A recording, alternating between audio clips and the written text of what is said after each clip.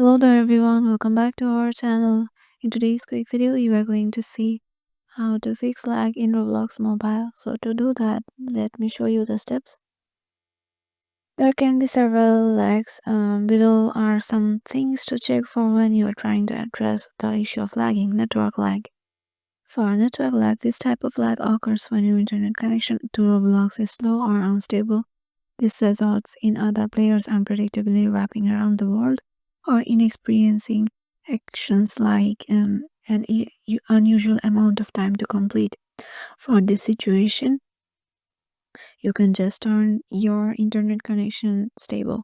And for graphics lag, while playing, open in experience menu by pressing the escape key. Go to settings. Under the graphics section, you can check the graphics level of Roblox.